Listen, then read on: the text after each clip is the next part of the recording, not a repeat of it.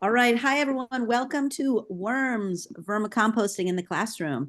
My name is Dinah Mack. I'm the Education Program Manager with Massachusetts Farm to School. Jeff, can you hit the next slide? Sure, I can. Let's see. And if you're not familiar with Mass Farm to School, if this is the first workshop that you're coming to, thanks so much for joining us. Mass Farm to School works across the state to connect farms to schools, both in cafeterias and in classrooms. We work on supporting teachers with school gardens and food system education. We work with food service directors and farmers to connect to promote healthy communities and economies and food equity for all students. And there's a lot of ways you can get involved, such as coming to our workshops. We have professional learning opportunities throughout the year on webinars. We also do some in-person things. We have a year-long professional learning institute for Massachusetts schools, and we have a conference every other year. It's actually going to be next week at Smith College. It's a farm and sea to school conference. We do a lot of policy work around promoting farm to school in Massachusetts. And we have a newsletter. So my email is in the end of the slide deck. If you want to connect in any way, please reach out. We also have today, but Bobby's camera can't be on. We have Bobby Oles from Mass Ag in the classroom. And we have a great opportunity. Mass Ag in the classroom has generously offered books for people who would like them about worms. It's called Diary of a Worm. So at the end of the slide deck, there's a link for an order form. If you'd like a book, you can receive one. And there is also a raffle for a worm composting bin. So when this workshop is done, if you're on the list, you'll get the slide deck and you'll get the recording, and then you can fill that out for a book or a raffle. All right. And I am with Jeff Stanford, who is going to introduce himself today and get us really interested in vermicomposting. Yep, so this is me. I'm Jeff Stanford. Thanks so much for coming to this workshop. I really am super psyched that there's interest in vermicomposting, and I owe an awful lot to both Dina and Bobby for calling me up and getting me out to do this presentation for you. I've been passionate for much of my life about agriculture. I grew up on Cape Cod as one of the year-round residents, and my folks had a little ice cream store in Sandwich, but I got into just way too much trouble as a kid, and so they'd ship me off very regularly up to Maine, where my great uncles ran a series of farms. And so if I wasn't going to school, I was basically up there doing all sorts of tasks. And what I do in my work today, and where I'm running this meeting from, is at the South Shore Educational Collaborative, which is a beautiful spot in Hingham, where students with various special needs can come and receive the kinds of educational services that they need. There are a number of different programs that are here. My specific program works with students with kind of multiple, profound emotional and social disabilities.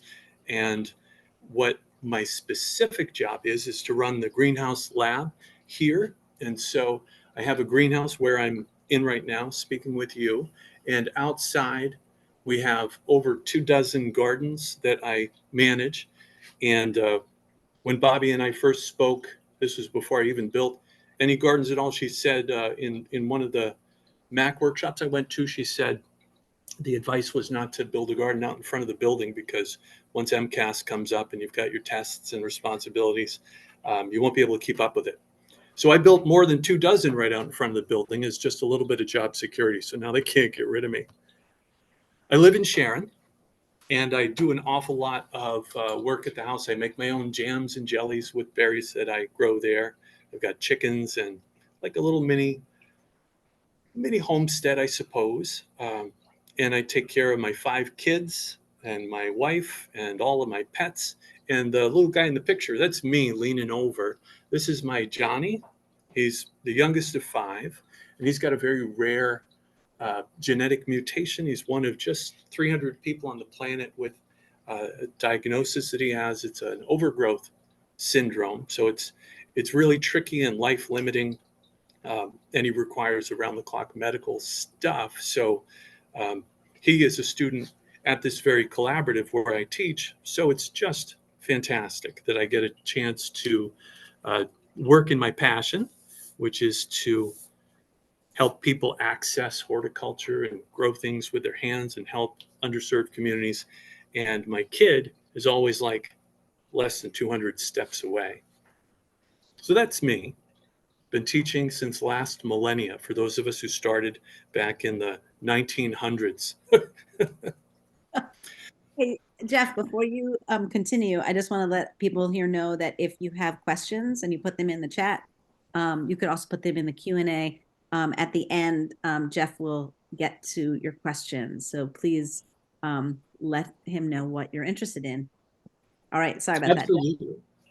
And for those of us who are teachers, I go to a lot of these workshops, especially at my school and other schools that I've worked at.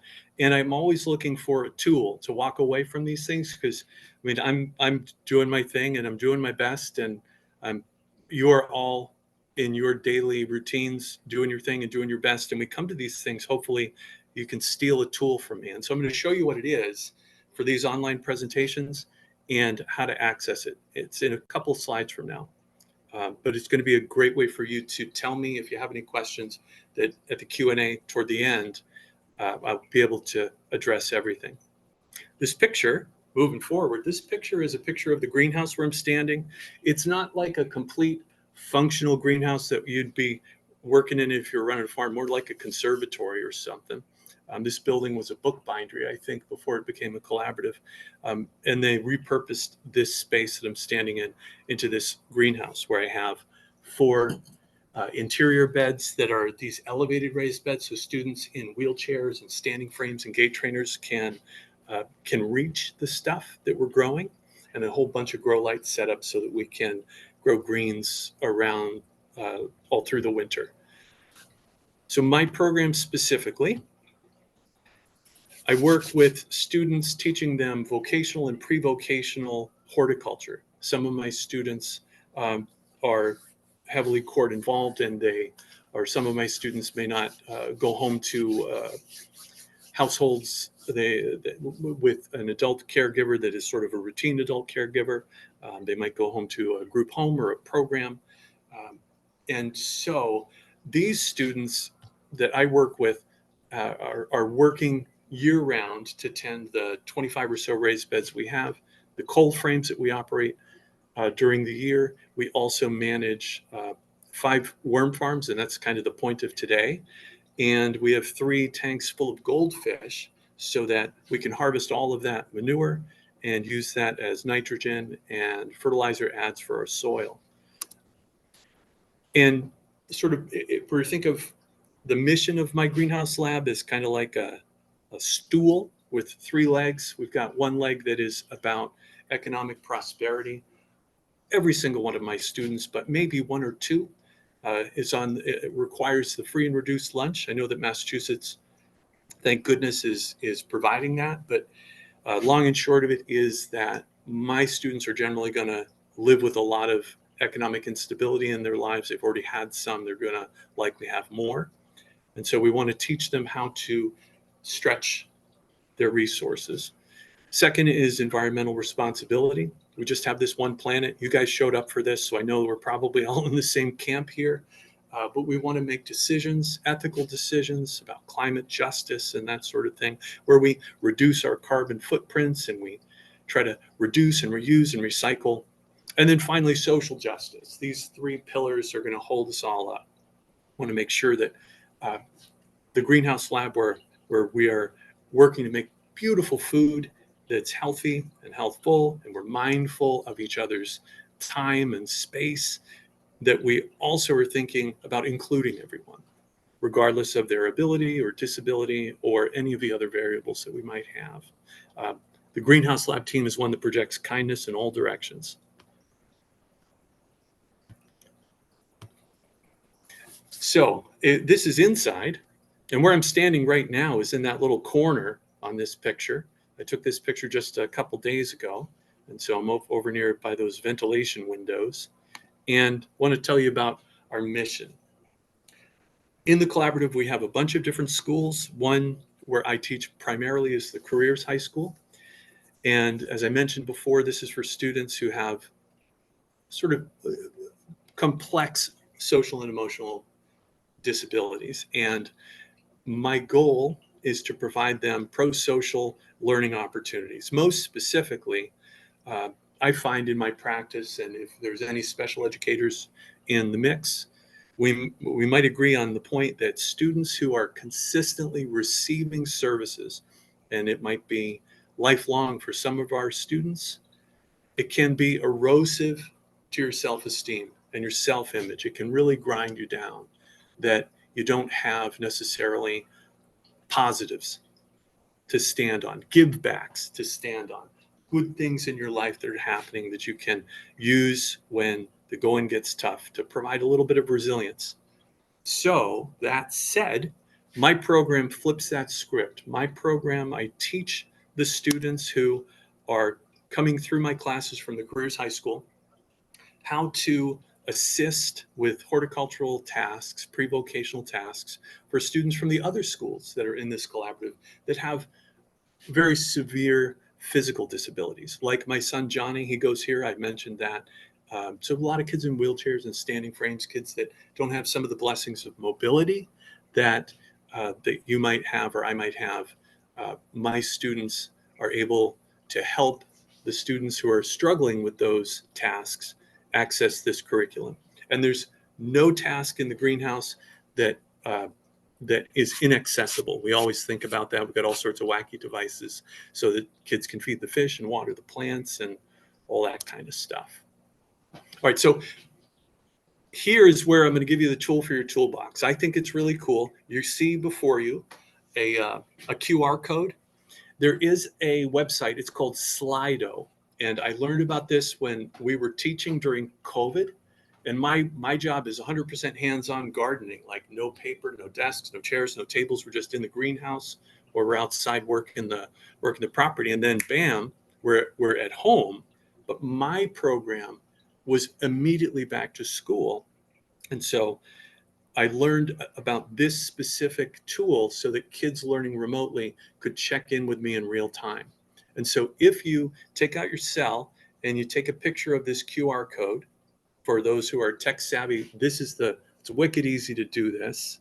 Or if you open up another browser on your phone, you can type in slido.com. It might ask you if you want cookies or not. I was disappointed to find that that's an electronic thing, not a snack. And then you're going to type in this join code and you're going to come up to a poll that I have created for us. And it's a real basic little information bit. So my question to you is basically to ask you to rate your knowledge of gardening and composting on a scale of 1 to 5. 5 is the best, 1 is you're just starting out. And the cool thing is that behind the scenes, you're going to get real-time data. So as of this moment, I can see that I have 11 people, 13 people that have responded, 15 people that have responded. And I know that that the average score is 3.5. You can use this Slido, and I've got a couple of different times during this presentation where I'm like, go to Slido. And behind the scenes, I can open up a poll. And for me, it's a little bit, it's basic for us. I'm just going to say, if you have any questions, type them so we don't forget. And you can pop it into Slido. But if you were teaching in your class and you wanted to do like a word web, or if you wanted to do like a multiple choice question, like an exit ticket to leave the class or whatever it happened to be, your students could log into Slido. You have a tab open on your computer at your desk or whatever, and you'll have just real-time instant information about who did what and when. So that's the tool. I'm giving it to you right off the get. So slido.com, it's pretty cool. And here's the poll. Rate your gardening. We've just done it. We've had 21 participants. The average score is 3.2. It's fantastic. So lots of people have some experience. I'm going to move forward. our objectives. So why we came here today. What are you going to get? In addition to my beautiful Slido tool, which I hope that you enjoy. By the end of the workshop, we're going to be talking about these things, and you should have a little bit better understanding of the food waste problem that we have at schools. So the why we're even talking about bringing worms into our classrooms and kitchens. 2 is how to incorporate a worm farm in your class. Is it going to be stinky? Is it going to be weird? What are the worms going to do? How much work is it going to be? We'll talk about all that. Then we're going to talk about how to build one, because you can build one from found, gathered together materials that it can be quite cheap, or you can buy one. And I've got 2 that are in the picture right here that I bought, and I've got links about how to do it and how to links about where to buy it if you wanted to go either way. And I'm not paid at all by any of the businesses that I'm recommending, but there's a place that I've done business where they've been quite good. Then we're going to talk about how to maintain the worm farm, which is kind of important. We've got a whole little thriving colony of worms. Then we're going to talk about harvesting worm tea, which is not to drink. And we're going to harvest worm compost. We'll talk about how to do that. And then we're going to talk about some troubleshooting issues that might make it so that it's difficult to keep that worm farm healthy. So those 7 things are like my big bullet point ideas we're going to talk about today. The first is our food waste problem. So I grabbed a picture of a dump. And one of the problems that we have in our society is that we throw away so much food. It's just wild how much food that we throw away. And at the same moment that we're throwing away a bunch of food, we have a global shortage of phosphorus. And so in every cell of every living thing on the planet, there's phosphorus. You need phosphorus to have life, and we're running out. And yet we're throwing away a whole bunch of phosphorus in dumps where it becomes completely unavailable. So this is a huge problem. And my grandpa used to say, you can't fix all the world problems, but you can tend your own garden, Jeff. And so here's our own garden. We all of us, many of us, work in schools. And so there's some research that I found at the Nevada Independent. There was a little kind of survey that they did. I've linked the reference here if you wanted to dig a little deeper. But about 1/3 of the food that's served in school cafeterias is thrown away. Everybody's got to take a veg, but maybe they don't want to eat green beans that are boiled till they're gray, and so they throw them away. This means that if you take every student that goes to school, it's like 530,000 tons of food waste every year. And if you divide that out per student, 39 pounds of food just gets pitched per student every year. It's a huge problem. And because we have free and reduced lunches here in Massachusetts, I saw in the chat that some people come from other places. So I don't know if in your state, if you're not in Massachusetts, that your students are being provided that free lunch.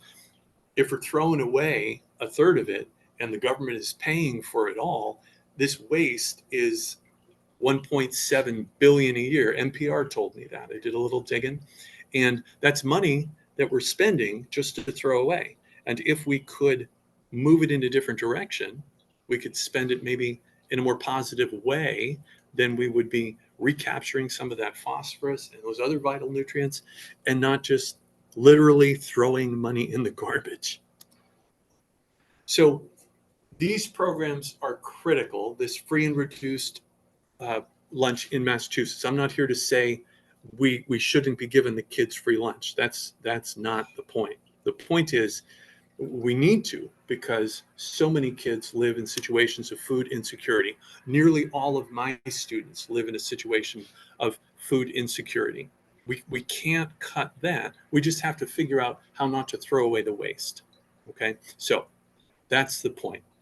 Food waste is a big problem. And so I think, at least, like I said, my grandpa, tend your garden advice. One way that we can solve this is through vermicomposting. So in this little picture that you see right now is the front of my school, where I've got, this is, if I look off the steps of my greenhouse, um, everything's getting prepped for planting. Um, these beds are going to need a lot of fertilizer. They're going to need a lot of soil amendments. They're going to need a lot of tender loving care. So vermicomposting is going to help us get there. Let's talk about it. When we're farming worms, we're using a very special kind of worm. It's not the earthworm that you can go dig in the garden, those big chunky ones. They're a very special, smaller species. And they're going to eat food waste, like rotting organic material, and then they poop out this amazing fertilizer. So every day I go to the cafeteria a couple of times and I grab their compost bin. All of the food waste that they're producing is coming to the greenhouse for reprocessing. So of that third number of the food that the students are throwing away, some of that I can recapture. And then if we're going to be vermicomposting, if we're going to turn food waste into worm compost, that's what the verma is, then we can use it in our school gardens to improve our soil so we don't have to buy chemical ads. And a lot of these fertilizers are going to be phosphorus rich, but they're going to be made out of oil and petroleum based stuff. We don't want that. And I'm going to be able to increase my crop yields. So instead of throwing food away, I'm turning food into fertilizer, and I'm using that fertilizer to increase my crop yields. It's this beautiful cycle of prosperity. Every single pound of food waste that we process through our worm farms is a pound of food waste that we're not like locking forever in some dump somewhere or incinerating and sending a bunch of carbon dioxide and such up into the atmosphere. And also, and this is a really important thing because I did talk about phosphorus, these nutrients that are contained in the food aren't lost to our system, our little closed system here at the greenhouse lab at my school. The stuff that would normally get shipped out and we'd never see it again. Instead, we feed to the worms turn into worm compost, we add it back to the soil is going to provide a wonderful place for the plants to pick those nutrients up again and grow, and that's just a beautiful cycle. We can't fix the whole problem, but we're not trying to. We're just trying to fix a little bit of it at a time using worms. So next objective is like, so how do you do it? You're interested, you're in, you bought in, you want to try. But one of the things I know about schools is that schools are constantly running like zero budget. You don't have any money to purchase this brand new fancy thing. So my first year working here, here's some pictures of the worm farms that are currently working that I built in 2018. And so what you're going to need is like a big old plastic tub. If you have a lid, that's great. You need a cordless drill and some shredded paper.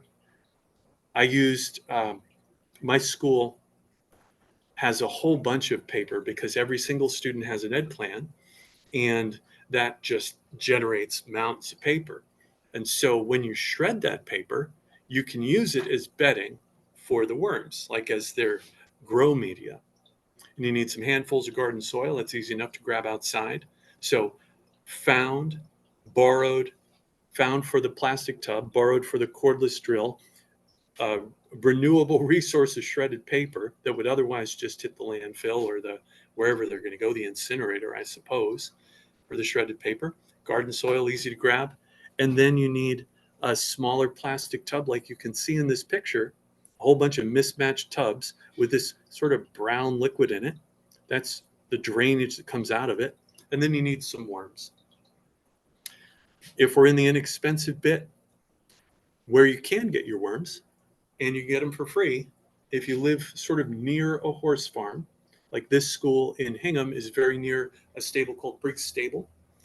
The red wigglers are easily accessible in their manure piles. And often these horse farms, like they have to pay to get rid of this stuff. And so they're happy for people just to come and to take it. So if you wanted to build one of these using these materials, it would cost you exactly free. You're going to drill some holes around the top of your tub with your cordless drill. You're going to fill it in with your shredded paper. You'll moisten it. We'll talk about how to do it. Add your soil, add your worms, and then you're going to feed it as you go. All it costs you is your time and a little bit of beg, borrow, steal. So we have all that stuff, and we don't want to buy anything. So what are the next steps? This is us building a picture from 2018 where we're putting together one of our very first worm farms. We filled it up with the shredded paper. I remember that the administrator at the time was like, Jeff, we can't, these are ed plans, it's confidential. And I'm like, Rick, worms can't read. And he was like, oh yeah, okay. And he let me use it. So we didn't have to handle the processing, the burning of the fuel of the truck to bring it to the incinerator or whatever. It's just good environmental thinking. Step one, you take that tub and you drill air holes into it all around the top so your worms can get a little bit of ventilation.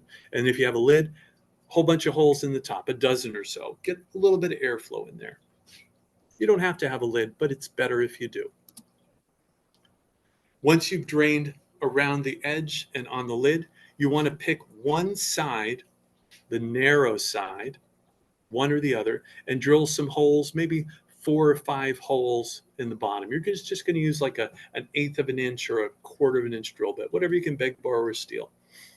That way the liquid can drain out of the worm farm and the worms don't stew in their own juices. Plus that liquid, we're going to talk about it in a bit, is amazing. You grab your paper, your free renewable resource of shredded up worksheets. Make sure it's not any colored, excited paper. It doesn't have any adhesive or staples onto it. And it's none of that like dyed colored paper, like the fluorescent yellow, super exciting, whatever. The dyes in those are toxic to worms. You don't want any of that. But you don't have to worry about the ink that's generally a vegetable-based ink on most of the printers that we use today. We don't have to worry about that. That's not going to hurt your worms. Colored paper will. The adhesive from Post-it notes, that sort of stuff we don't want. Laminated paper we don't want. But nice, clean, white, non-glossy, that's what we want. Fill it right up to the top. Chuck in a couple of handfuls of good garden soil. And then you want to mix it. If you had a spray bottle, that would be great. If you didn't, that's fine too. Just pour it nice and slow. My students, some of them who are like very tactile, they like this part. They get their hands all into it up to their elbows, but it's not like dirty. But it's fun to play with. The texture that you want is like a wrung out sponge from the sink, damp, but not wet. And then you're going to put in your worms. 1,000 would be great for a tub this size. If you're going to go in like a Home Depot bucket, maybe put in 500, a half a pound or so. You're going to add those in. And then you just let them be for a couple days. They're going to move around through, find their way around in that new home. You want to make sure it's moist but not wet. And you haven't fed them yet. It's just the paper, a couple of handfuls of garden soil, and your worms. And it's cost you, at this point, $0. I'm going to talk about where to get the worms for free. But before we get there, let's talk about if you wanted to. If you had grant money, you could buy those worms. You could buy the whole setup. And this is, like I said before, I have 2 of these setups as you're looking at it. This is from a company called Uncle Jim's Worm Farm. I mentioned before that he's not paying me to pitch him, but I buy my stuff from him, and he's never done me wrong. One time he sent me some worms after I was starting up again after COVID. It was in the winter, and I needed some worms to bolster my numbers. So I ordered 1,000 worms, but when they arrived, shipping in the winter is rough, and I knew it would be. A lot of them didn't make it, and he sent up another batch. This is called the Tumbleweeds Worm Cafe, and if you had $250, what you would get is this cafe and a whole bunch of other stuff. If you didn't want the whole bunch of other stuff, which I've listed out, which is coconut core for bedding, a blanket to go over the top, a little rake to move things around and feed, the worms that I'll tell you how to get for free. And then you have some like little bit of bacterial boost for the worm farm, some conditioner, and then a cool little set of tools and books. So if you had some grant money kicking around, if you have like a wellness committee and they're like trying to make a whole food initiative or whatever, maybe they have $250 and you could get this set up without all the extras. It's $150 shipped to you, and I think really worth it. It's a cool sort of system. As you're looking at it, there's a bunch of different trays, and if we were to take this worm farm apart, you'll see that there's 3 trays with a lid, and then there's that base. And over on the left-hand side of this picture, you can see there's a little spigot that will pour out your worm tea. The leachate kind of works its way down through the layers of coconut and worms and food and lands in that tray in the bottom, and you can pour it off. One of our objectives is for me to tell you how to use it. But this worm farm doesn't have a bucket underneath it catching the thing like I did from my picture before. It's all kind of enclosed. It comes with its lid. It's like a plug and play. You don't have to know anything about worms. You grab this thing and set it up, and you're cooking with gas. So at this point, we're at like halfway through our time.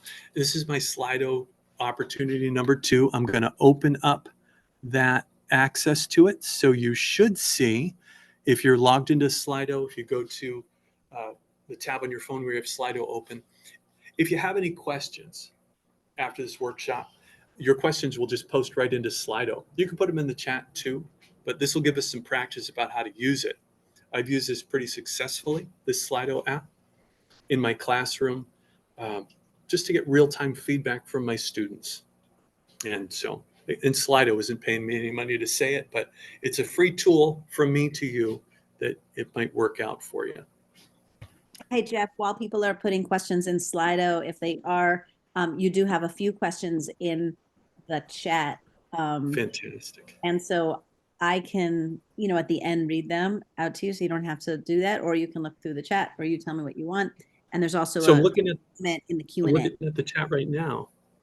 Yeah. So maybe we'll give it another minute if you have something to add about invasive worms.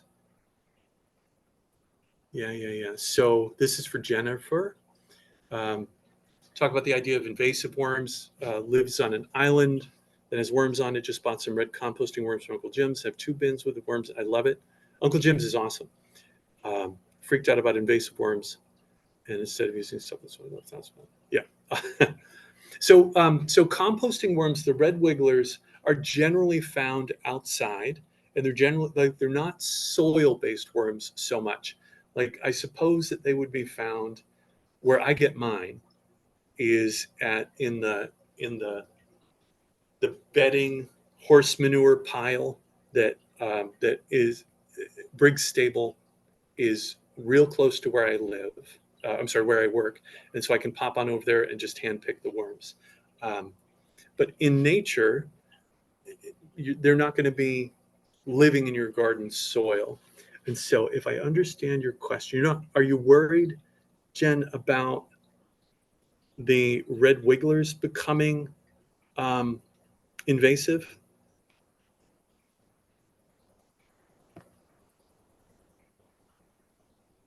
Yes, worried that they're going to become invasive. Okay, so they won't become invasive because there is a self-limiting part of their behaviors. They need to eat, much like me during COVID, half of my body weight every day. And so these worms are not going to be like burrowing into the soil. They're going to be living in very specific places. If you had composting outside, like a 3-bay that you built with pallets or whatever, they might live there, and they might get there because the eggs from the last place the bird who's picking on that compost was, stuck to their feet, then they fly to your compost, and then the worm eggs, the casings fall off, and then they hatch. They kind of seed around in that way, but they're not big travelers. I wouldn't worry about, I think, changing your environment, because the worms that I farm in enclosed bins, because I live in Massachusetts, and the physiology of the worm is like, if I'm uncomfortable in just a t-shirt, they're uncomfortable. So they want to live above 50 degrees, below 80 degrees, that little band, that like Pacific Northwest band. And so they die off during the winter, and they don't move very aggressively. They might escape, but I farm internally. My worm farms are enclosed. So I wouldn't be worm farming in like an outside composting bin that was attached to the soil, just like a number of pallets. Does that make sense? Yeah, yeah, yeah. You're helping the planet for sure, for sure. All right. So I see that there's some questions, and that's fantastic. I'm going to definitely get back to them, but let me hop forward in our presentation. I love all these questions. This is fantastic. How cool is it to be surrounded by a bunch of folks who are interested in this? All right. So I was going to say how to get this stuff for free. How to source your worms for free? It involves walking around in horse manure. You can buy them online. Uncle Jim's is a great place to buy them. You want to buy them in the spring and in the fall, just because of the temperatures. Like I mentioned before, that between 50 degrees and 80 degrees is their sweet spot. Just like all of us, we like to be comfortable. And so if it's too warm or cool for you, it's too warm or cool for your worms. And even if, like in my greenhouse, I keep my worms inside, if I were to sell them to you, I have a being outside problem, because I got to ship them. So like I mentioned before, my first touch with Uncle Jim's was when I ordered online some worms over the winter, and it was cold in the truck, I'm sure. And most of the worms are dead by the time they came here. So what I do, and here's the picture, there's my truck, and there's a big old bin, and there's the shoes that I had to take off because my wife makes me wear some waders, or else she won't allow me back in the house, which is smart, because you're wandering around in horse manure. So what you do is I would wade on out into this pile. It's going to be warmer than you expect, because these big manure piles kind of heat up as things are decomposing. And you're going to dig down maybe 6 inches or so. You can bring a pick if you want. Like if you can bring a little shovel if you want. You can do it with your hands if you want. I like to do it with my hands because worms are delicate. And once I find them, I can pick them real quick. Nighttime is the best. And so if you are like a jogger or a hiker, you have one of those little headlamps, bring it. You can head on over. You can pick them at night. That's when they're going to be closest to the surface. You're going to have to dig down the least amount of inches into the like 4 to 6 month old horse manure, and you can pick them. If you harvest them during the day, you'll still be successful. You got to go deeper. And if we were having like a who can pick the worms competition, I can probably pick, like I say here, about 500 in an hour if it's at night and if it's good temperature. If it's during the summer, during the day, it's going to be a lot less. If it's cold, it's going to be a lot less. But you can get them for free. And I have right now 5 active worm farms. Each worm farm has probably 2,000 or 2,500 worms in it. And so they have all come from the initial 1,000 that I picked, and then I got 1,000 from Uncle Jim's when I came back from COVID. So they're just continually reproducing. All right, so we talked about the worm farm if you want to buy it. We talked about the worm farm if you want to build it. We talked about where to get the worms if you don't want to spend any money, and if you do. And let's talk about how to take care of our pets. In my greenhouse, I have a little gray rolling tray. It's a cart, and you always see me around the collaborative. I have like little mini lessons as I bop around. And on it right now is our food sorting station. So the kitchen gives us, that's in the clear basket to the bottom right of that picture, that's the compost that I'm getting from the kitchen. It's coffee grounds, it's sometimes eggshells, it's onions and peppers and celery, like whatever they're, before they cook it, if they have any food waste, they give it to me. You know, any sort of nasty grapes or whatever that they couldn't serve to somebody because they're a little funky, I get.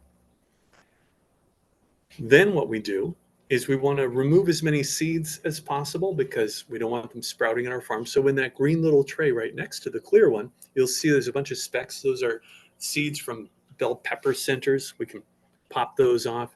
And then there's that white onion skin. There's some stuff that worms hate. We're going to get into it. And then we sort the food right on into that metal bowl. It's important that it's metal because we kind of chop up as much as we can with some big shears to get those pieces of food as small as possible. And sometimes we smash up, if we get, for example, like a bunch of apples or something, we'll smash them up with a rubber mallet and put them in there. Smashing food with a rubber mallet is surprisingly therapeutic for my students. I highly recommend you try with your students. So care and feeding, do's and don'ts. You want to make sure that your worms have enough food, and they're going to eat half their body weight every day.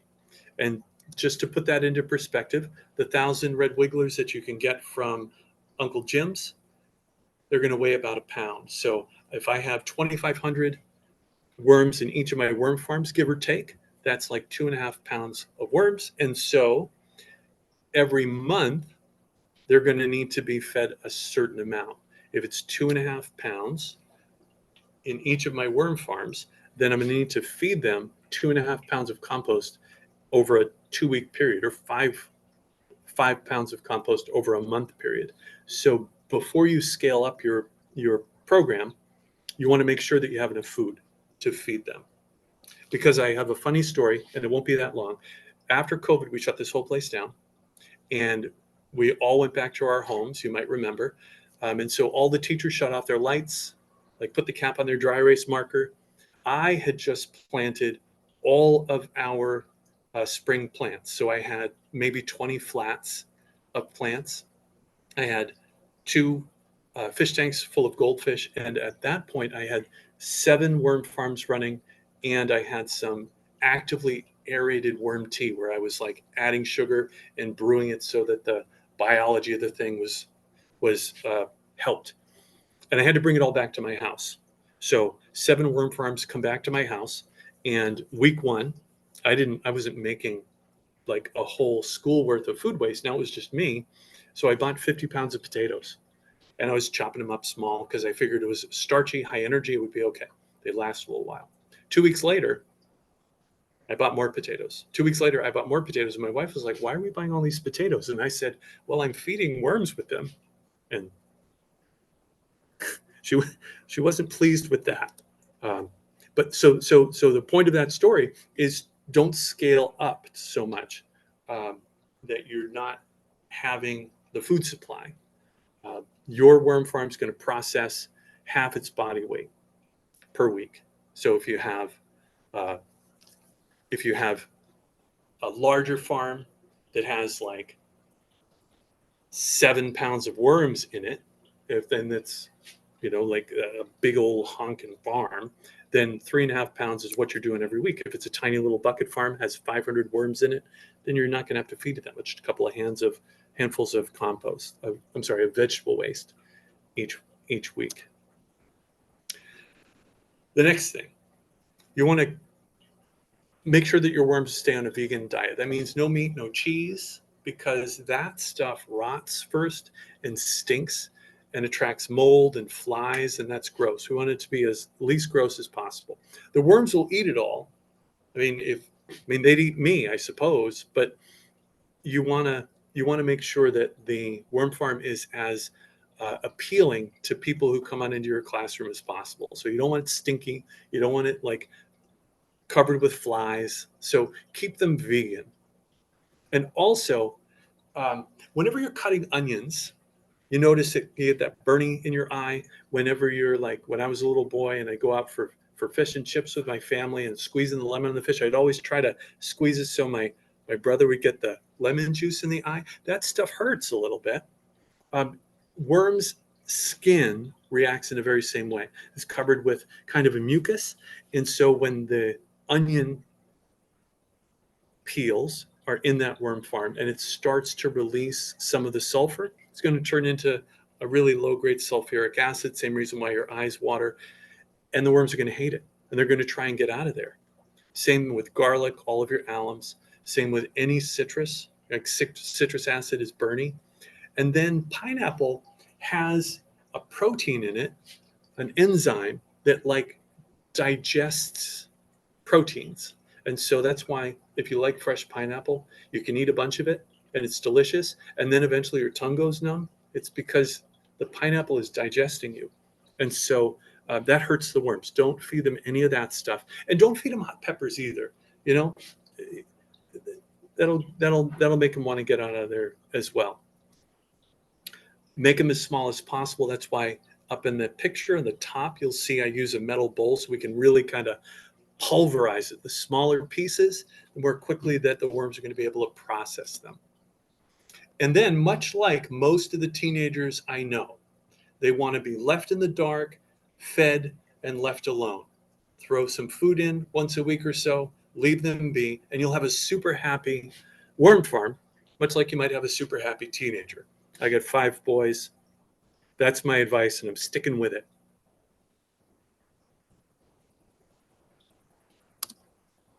Okay, so we talked about what to do, what not to do. We're going to talk about harvesting worm tea. We're going to talk about harvesting the compost, and then we're going to be right at the Q&A. Okay. So worm tea is going to continually sort of collect under the tray in the worm farm. This is my low rent free container. You know that the one that I bought has a spigot on it, but it's constantly collecting this sort of seepage. It's like a cool kind of leachate there. If you want to speed it up to get more worm tea, you can pour a liter or so of water over the top of the worm farm, and it will drain down, and it will go out those holes that you drilled in the bottom, or it will collect in the bin if you bought the farm. And it's going to look dark brown. It might be frothy a little bit sometimes, and it's going to look like Coca-Cola. It is not Coca-Cola. Don't put it in a cup and like forget about it. It's not Coca-Cola. You don't want to drink it, but you can use it on your plants. It is filled with millions and millions of beneficial bacteria that are going to increase your soil health. It's fantastic. If you have some water, I always do this before I go home at night, is I pour 5 gallons of water into a bucket and then I just leave it so that the chlorine can volatilize. If you have some water that's like that, you can dilute your worm tea, 10 parts water, 1 part worm tea, until it's like a color of a Lipton iced tea or something like that. Just a nice light tea color, not that thick Coca-Cola color. And you can use it on your plants. You can water with it every time you want. You can really kind of go nuts with it, because what it's doing is adding some nutrition, a little bit, but it's really increasing the amount of bacteria in your soil biome. So your soil is going to be a lot healthier. These beneficial bacteria are going to colonize that soil, and they're going to make it so that it's easy for your plants to pick up those nutrients in the soil. And you'll see an increase in your plant growth. You'll notice over the course of a growing season a decrease in your plant diseases. It's like taking your Flintstone gummy for your kids when you give it to them. You do have to remember, though, that the bacteria are alive, so you don't want to wait too long on it, because those bacteria will die, begin to decompose, and it's going to start to smell a little swampy. It'll smell gross. So use it that day for the best results. Pour out your water, let it sit, and then dilute it, and then put it on your plants. Harvesting is a little bit different. You'll see in these pictures, I've got 3 pictures. The one over on the right-hand side is the pictures of the worms themselves, the little red wigglers. The thing we know about them is that they hate the light. And so on the picture on the left, you'll see I've rigged up a little grow light, and just beneath it on that tan tray, I've got a piece of screen that has 1/4-inch holes to it. It used to be the top of a fish tank, so the fish wouldn't jump out. Those holes are big enough that the worms can move through it. So the play here, if you want to do it where you disturb the worms the least amount, it's this way. Get your grow light. What you're going to do is you're going to put together new bedding. I use coconut core. I used to use the waste paper. Waste paper would work too. You have that shredded paper, moisten it so it's like a wrung out sponge, and you're going to make like a 3-inch block that's about the same size as your screen. You can see in the middle picture what I'm talking about. In that middle picture, I have a block of fresh coconut core. That's the grow media, or the bedding media for the worms, nice and moist. I'm going to fill that screen. I place the screen right on top of it and fill it with a very thin layer of worm compost right out of my worm farm. There's going to be a ton of worms in it. In fact, the third picture is what it looks like. There's probably 3 dozen worms in that picture that were in the 2 scoops of worm compost from I call it a ripe farm if it's ready to take the compost out. And I lay it down there. And then what you do is you do nothing. You leave it under the light for 15 minutes. The worms hate the sunlight, and they're going to wiggle down into the fresh bedding. 15 minutes later, you can scrape that worm compost that's on top of the screen into a bucket, put 2 more scoops, and then you're just going to do that all day long. Every 15 minutes, scrape off the worm-free compost, add in some worm-full compost, keep it under the light for 15 minutes, and by the end of the day, you might have processed a whole worm farm. And what you'll have is this beautiful block of like 1,500 worms in it, ready to add to your whatever worm farm you're resetting. And in the bucket, you have worm-free compost. All right, we're getting close to the end. I'm going to have some troubleshooting things, but I'm going to open up the Slido poll just in case anybody had any questions. We can also use the chat, and then I'll try to zing on through and get to as many questions as I can.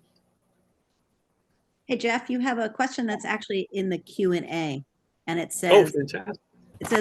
from Jennifer, it says, so I have an amazing colony of fruit flies that are hanging out in my bins, and I don't feed any proteins. Any suggestions about the colony of fruit flies? I love that question. Yes, I do. And so it's like, here we go. Down, it's the third one, some swarming gnats. I do. So you're going to have 4 common problems, and we'll do the third one first.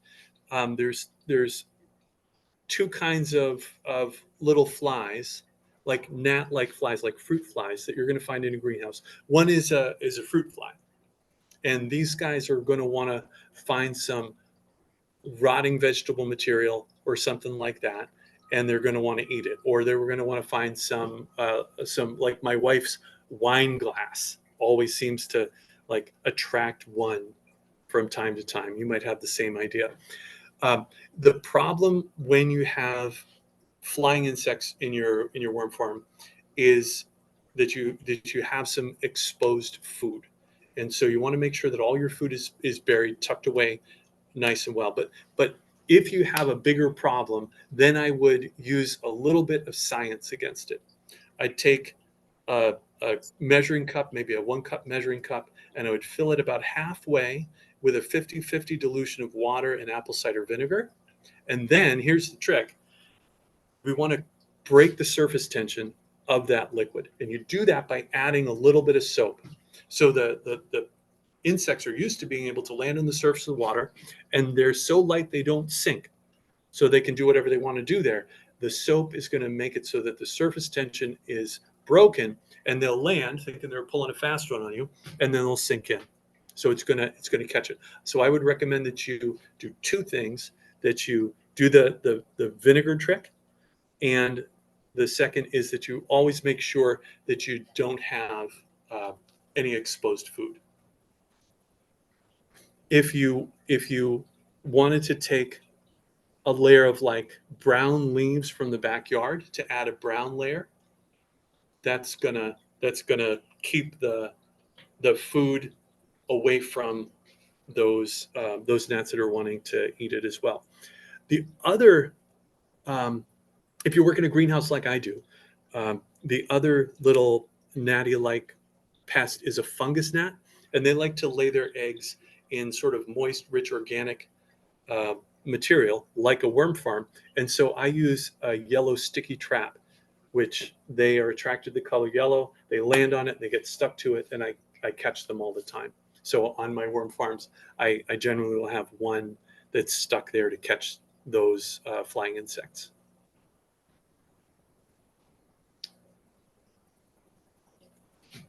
Okay. If your worms are trying to escape, you could have fed them something that's bad for them. We went over the foods not to feed them: your citrus, your onions, your garlic, your pineapple, and your hots. Don't feed them hot peppers. That's one of the things. It also could be too wet. Maybe at the bottom of your worm farm, you drilled the 5 holes I asked you to, so that the leachate could come out, but maybe they're plugged. Maybe they're not draining. And if it's not draining, then it's getting too wet in there. The worms don't want to drown, so they're going to leave. Or maybe they've eaten through all the food and they've eaten through all of the bedding, and all they have left is their poop. They don't want to live in their own poop. And so they're going to try and do the only thing they can is get out. And so they're trying to escape. So if you have one of those problems, you notice that worms are outside the worm farm, it's going to be one of those things likely. If it's smelling like eggs, like grossness, you're feeding perhaps too much food and the food is rotting instead of being processed. Or maybe you don't have enough holes, or some of those holes are blocked for ventilation. It's not getting enough oxygen. And instead of being an aerobic environment that's healthy, it's becoming an anaerobic environment that's stinky. Or it's too wet down the bottom and it's creating an anaerobic environment. So I would make sure those holes are working. You can just plug, ram a Phillips head screwdriver up through those holes just to make sure that they're not blocked. And you'll find that it might drain out. You might wait a week or so between feeds, or you might add some like brown leaves over the top and just let it be. We've talked about the gnats. The last one is a common problem is mites. You open up the worm farm, and on the lid, it's like all these like little white speckly insects. They're very, very small. Mites really like all of the same sorts of things that the worms like. They're there because they're thriving. It's a perfect environment for them, and there's no predators. If you have mites, it's likely that your farm is a little bit too wet, and maybe you're feeding them a lot of very wet food, like a lot of melons, or a lot of peppers, or a lot of like your summer kind of tomatoes and stuff. It's kind of gloppy in there. You want to make sure your drainage is good. You want to let the farm dry out. Maybe take the lid off a little bit, get it out in the sun, and give it a week or so, just so that the farm can get back to being moist like a wrung out towel. Wrung out sponge instead of wet. Those are generally the common problems. Hey, And Jeff. so, yes. I was going to say, what about mice? Okay. Yeah, that's a great question. Having been in either a basement of a house or in a classroom, mice Yeah. and So mice are always a problem. So nature is like a simple system. And so if you have a situation where it's easier for an animal to get on in and get food from you than it is for them to get it naturally, then they're going to go for the easiest way. So we don't have to make our worm farms mouse proof. Although I've never had an issue with mice getting into the worm farms here at the collaborative, although we do have mice, keeping a lid on them is handy, because they one of those lids that clips on those, like on the Uncle Jim's worm farms, they can't get in. They're elevated, and there's a lid on the top. But on my building them in a plastic bucket, having a clip-on lid is going to slow that down. Depending on your willingness, sticky traps sometimes work if you find that they're congregating. But there might be, as you're feeding, I have noticed sometimes that if I'm not careful to sweep up after I have fed and I don't keep the greenhouse as tidy as I would want, then there's some food on the floor and that's going to attract the mice here. Or if I leave my seed chest open, I have a closing lid on the top of that. A mouse might figure out that there's food, sunflower seeds or whatever, just become attracted to the space. Are you having issues with worms? I'm sorry, with mice right now getting into your worm farm? Oh, that was my question, and I don't have a worm farm, but Oh, okay. I have a partner who, has a mouse fear, as do I, Got and it. it would be, it would be a deal breaker, the worm. 100%. Yeah, so I would say that you want to, for sure, alleviate that person's concerns. I've never had an issue like that. It's always normal to be worried about that because mice are the absolute worst if you're afraid of them. But you wouldn't be creating a situation where a mouse would want to eat it. It's not its preferred food source either. Rotting vegetable material deep down inside coconut core. It's it's. I don't think you'll have an issue. Let me just check the chat. Mice. And you have a couple of comments. Freezer thoughts. So this is Emily's question. I'm just going to go from the most recent. Oh yeah, go ahead. Oh, no, I was just reminding you to check the Q&A for some comments to you later. Yes. So freezing or thawing the scraps before adding um, anything you can do to break down like the cellular structure is going to allow the bacteria that's going to break those down and allow it to be accessible for the worms to eat to happen. So chopping it small, freezing it is great if you have the space, especially if you have like it's Thanksgiving and you are peeling all the sweet potatoes because you got a big family. And so you have this like huge amount of food waste that you don't want to waste. You could freeze some of it so that you can use it later when it's like March and nobody's celebrating anything. We're all just in the doldrums. Outside, so in Massachusetts climates, do worm bins need to be inside to keep them healthy and alive? This is Dina's question. If you are comfortable in an environment, your worms are comfortable in an environment. And so the answer is yes. You can. Some people have had some success overwintering in like a zone 6 application if they do everything right. The worm farm is huge and it has such thermal mass that it's able to maintain a core temperature. But what's really going to happen is most of the worms are going to die because once you get below 50 degrees, they die off, but the eggs survive. And so your worm farm's not going to process anything over winter. And then when you get to the spring, those worms are going to hatch and you'll be back to business. A better place to keep it is in a basement. The best place to keep it is in a place you're going to see it every day. That way you'll notice if you have a visitor coming by, like a worm hunting mouse. I don't think we're gonna have a mouse issue. Okay. So TJ, free worms, taking your neighborhood walk, and when it's rainy, you're collecting worms. So for TJ, the worms that you collect on the sidewalk, these are soil-based earthworms and night crawlers. They're not composting worms. So if you take those guys and you place them into a worm farm, they're not going to be able to do the job that you want. What you do want to do with them is you want to put them in your raised bed. You want to put them in your garden space because that's where they're going to do the most of their work. We have colonized our interior raised beds with earthworms, and we have composting worms in another spot. Just the right worm for the job. Jen, Alaska. Yeah, I'm so sorry about. So, yeah, Jim's is great.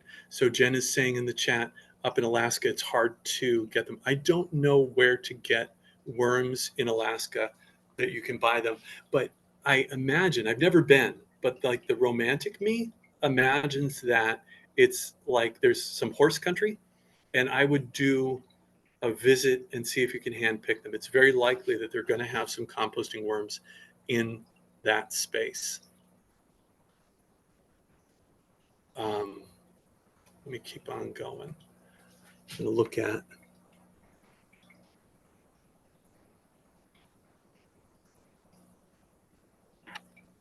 Okay, open that text poll.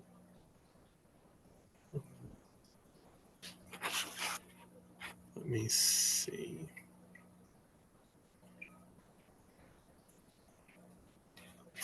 Okay, do the worms try to exit the drilled holes at the bottom of the container? This is a question from Slido. Thanks for using Slido. I'm so excited. When I go to these things, I always want to get a tool.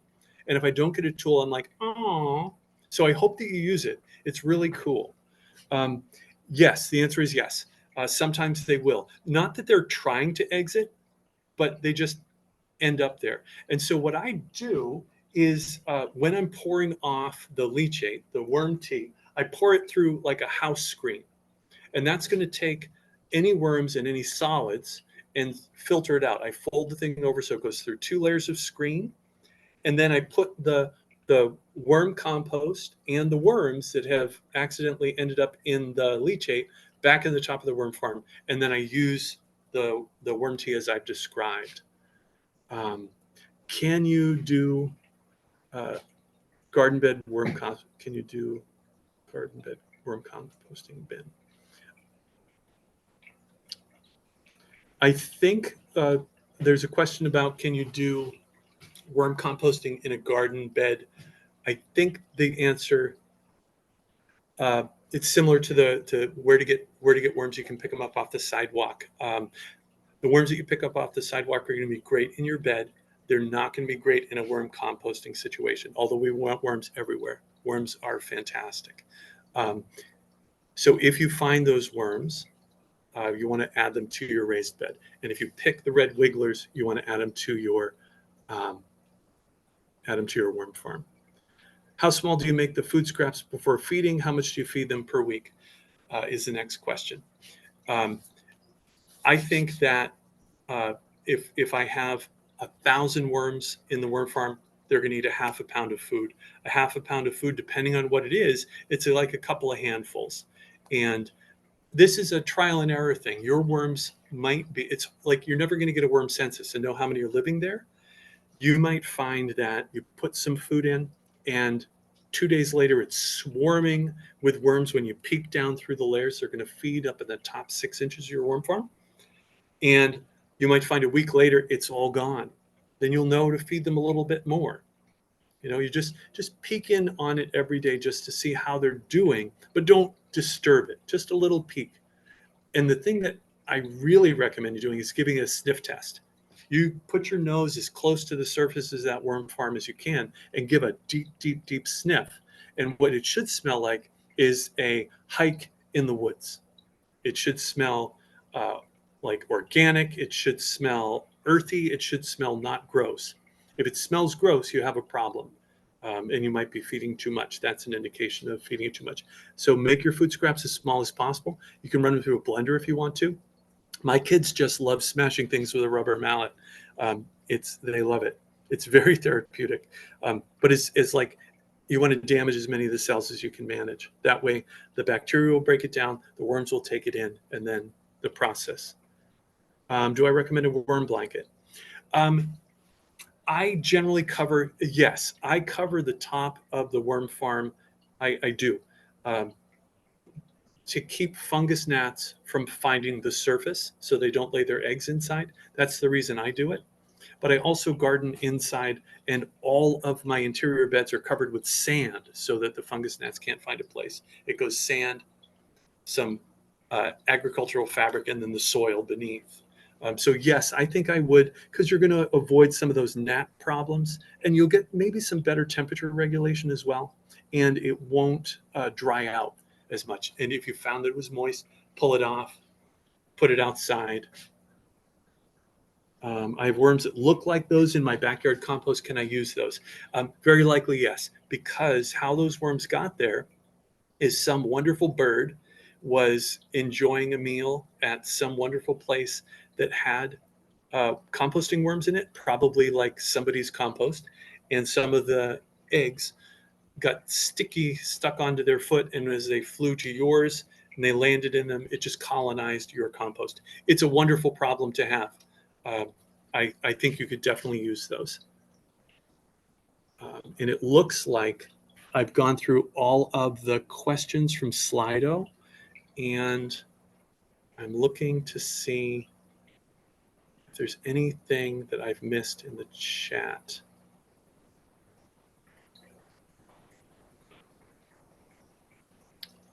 Okay. Yeah, so students, you're going to get a lot of buy-in. So this is Jen, making students feed it weekly. The more that we can connect these students, screenagers, I like to call them, with the natural world and see like where their food comes from. Like, what a gift. What a gift. Okay, it looks like I've hit all of the questions. I'm just going to pop on back to my presentation. There's a raffle, and Bobby put it together. I know that Dina mentioned in the beginning. Mass Ag in the Classroom is a really great resource if you have like a little project idea. They give out mini grants to people to set up gardens. In 2018-19, Mass Ag sponsored tomato cages and fencing and that sort of stuff for my garden, so I could grow cucumbers and that sort of thing. Wonderful, wonderful. So check those links and definitely put your name in the hat. Diary of a Worm is just an adorable book. I read it to my kids.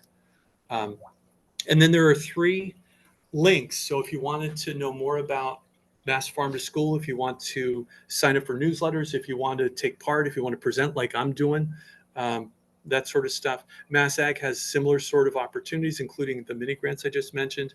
And Uncle Jim's Worm Farm is right there too.